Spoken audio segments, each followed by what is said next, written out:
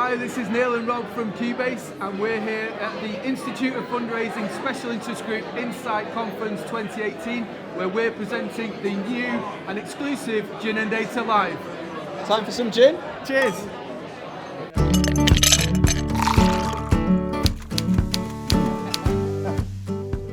Thank you very much, and welcome everybody to Gin and Data by Cubase. So, let me give you a bit of information on what Gin and Data is about. It's about recreating those conversations that happen over a glass of something in a bar, and you've got all of those ideas flying around, you've got all of that creativity, and it's kind of those sparks fly at that point. And this is our attempt at trying to recreate and engage with you guys in that way as well, make you part of the conversation despite it being a bigger room. One point we are very strongly for responsible drinking. It's not in any way, shape or form a measure of that. We want to make that very clear. We do advocate responsible drinking. It's all about the conversation and the recreation of that creative environment. So that's what Gin and Data is about. And what we're going to do today is bring you all of the latest trends and data and technologies and innovations that we see across the industry in our role. We're working with many different clients. I'm delighted to be here at the Institute of Fundraising, and I've got a great panel of guests today, including some very special guests which we're really honoured to have along. So let me start by introducing you to everybody. I'm Neil Martin from Cubase. This is Rob Jones. This is Paresh Patel, and we're very lucky to have Selena Walk from The Challenge and Jeff Collins from the Royal British Legion. So today we're going to talk around a number of topics to give you a bit of insight and foresight really into what's happening in the industry, not just from our perspective but from your perspective as well. And I hope it's useful to you. So it is a series, and we'll be releasing that out, but at least you can get some feedback and some insider knowledge on what this is around. So without further ado, it is Gin and Data, Rob. So it is. Shall we have a gin? We certainly should. So, you'll be pleased to know this is audience participation as well. So, you've all been given, if you wanted them, a blue, a pink and a green shot as you came through the door. So, we're going to start with the blue one, which is Sipsmith Gin. We are in London today, so we have to start with a London Dry, don't we? So, London Dry Gin is traditionally what you've probably bought when you've gone to a bar and ordered a gin and tonic. London Dry Gin, the reason it's called dry gin is there's only 0.1 grams per litre of sugar, and that's why we call it dry, because dry means there's not much sugar. So is it good if you're on a fitness campaign? Oh, absolutely, yeah. I drink nothing else, and I'm super fit. For the panel, it's the one with the lemon in. So Sipsmith, they're based out in West London, in Chiswick. They have a swan that decorates their bottles, and the reason is at the top of a copper still you have the condensation pipe, and that's often called a swan's neck, so they've used swans in their branding. And all the gins that we're trying today, the handcrafted, what we call craft gins, they're all British, and this one is very citrusy, so it's very classically London Dry, so you get a lot of lemon and a lot of kind of grapefruit and orange to it. So what we've done is we've paired it with a traditional lemon, nice and simple. See what you all think? Yeah, let's have a taste. Cheers, everybody. Oh, it is as well. Do you like that? That's nice, isn't it? Yeah. Right, now we're settled in. I actually really like that, by the way. That's really tasty. I'm going to turn to you, Paresh, because actually I want to get into some of the detail around data. So we've been having a lot of conversations in the recent months around where things are going, particularly within your role around analysis and insight.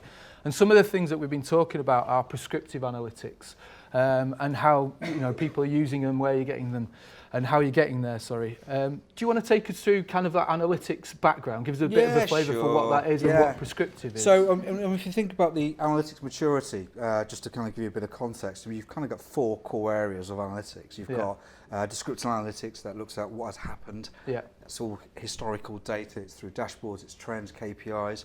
You've got diagnostic, which actually looks at the why things are happening. Right. So this is where you actually look at the root cause and try and understand what's going on there. Yeah. You've got predictive.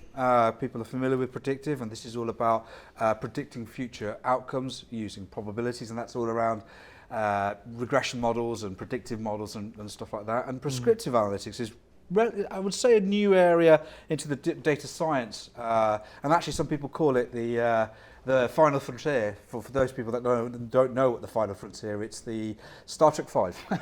I had to get that in, and then I was going to hold back on the other logical jokes. But so anyway, yeah, so it's there. It's relatively new in the industry, and it's all about taking the predictive piece and actually taking it another step further through machine learning and simulations model. What we basically do is, it's actually, if you've got an overall goal, an overall objective, prescriptive analytics allows you to look at prescribed actions with potential outcomes, and actually then starts to make recommendations on an optimized journey. Right. It allows you to factor in constraints, or any external constraints or any internal constraints, so that could be operational, production elements, and so on. So it's relatively new.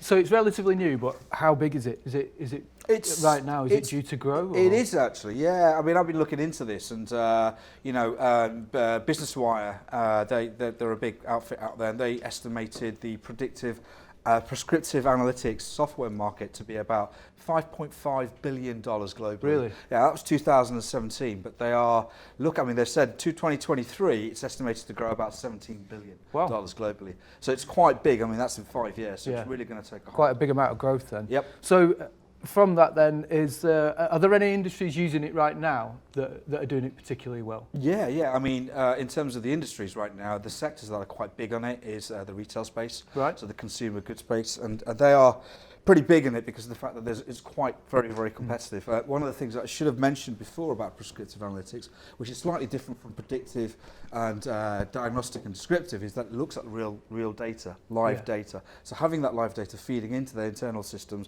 and being able to prescribe real-time actions to those customers. So they always want to try and take that competitive. So is that action. things like if I buy on a retail site, I have people that bought this also bought that? Is it that type of relationship and journey? It kind of looks at that, but it looks like forecasting as well, because it actually looks at where people are likely to buy, and it looks at fulfillment, and it kind of measures that. So it's not just about what are they going to buy next, but it also factors in what are your fulfillment levels like, where are your products, where are operational costs, and it actually kind of estimates what you should be doing. That's interesting. So what is it that you need to get that working? Because I can see the benefits for retail. Yeah. What are the fundamentals you need to get prescriptive analytics working for you? Well, one of the key things is data. I mean, we all have historic data, which is fantastic, but we're in a world now where there's a lot of integration tools out there that allow you to connect to different systems and pull live data in. Yeah. So the idea of having a centralized view of your data, typically data lakes with structured and unstructured data. You have an SCV layer on top of that, and then you have the modeling capabilities. Right. So that's key. You need to be able to have API connections as well, and in terms of sending these prescribed actions out. So a digital experience platform would be ideal to be able to do that. So those are the other kind of things that you need to definitely have. I think that's quite interesting because I've attended, I don't know about everybody else, but I've attended a few things that you've mentioned in there, the presentations that have mentioned those sort of things today, which is quite interesting. And just on that then, we are obviously at the Institute of Fundraising. It's a charity sector specific conference. How can the charity sector take advantage of that? Massively, I would say, because I mean, there's always this talk of supporter journeys. Quite often a lot of charities talk about the ultimate goal is for our supporters to leave a legacy, a gifting will, etc. And that's quite a big journey, and there's a lot of interactions and touch points. And this is where prescriptive analytics actually come into play. If we think about some of the charities out there, and I've been involved actually in some of this, where you develop predictive models, the propensity to pledge or inquire or intend, they're pretty defined. But what prescriptive analytics allows you to do is actually make that a little bit more organic and automated. So those models start to become, more fluid as live data comes into play. Right. So it's really, really powerful. There's quite a lot in that. Then you need quite a lot of kind of operational elements to that as well. So are there any sort of, do you require upskilling as well? Is there kind of training and development that you need to sit alongside it? Absolutely. I mean, before you get into the training, I think it's really, really important to understand where the value is from prescriptive analytics. It's like with most things, if I'm going to invest in technology, what am I going to get out of it? And the most important thing is actually getting those, the senior management and getting the people in the room and saying, right, this is prescriptive analytics. Where do we want to see the value being applied through this? And defining that. And if you've actually got that clear, everybody else will understand that. But for them to understand that, there's a bit of an education piece. Yeah. So you need to be able to train people up and to understand what those decisions are. And there's an element around skills as well, data scientists being a big role, but actually there are other people as part of the data kind of roles. You've got data engineers who integrate the data, you've got the scientists, but also you've got insight interpreters or translators.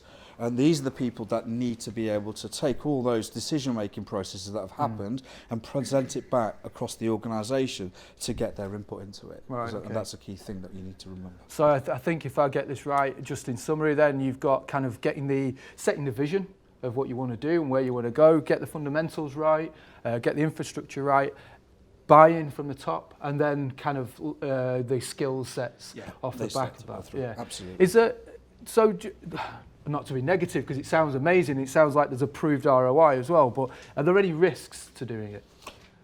Yes. One of the big risks in this is not having governance. Governance is a very important thing, and what I mean by that is actually having those the human touch, the decision-making process in there. Because what I'm talking about is, machine learning, simulation modelling to look at prescribed actions.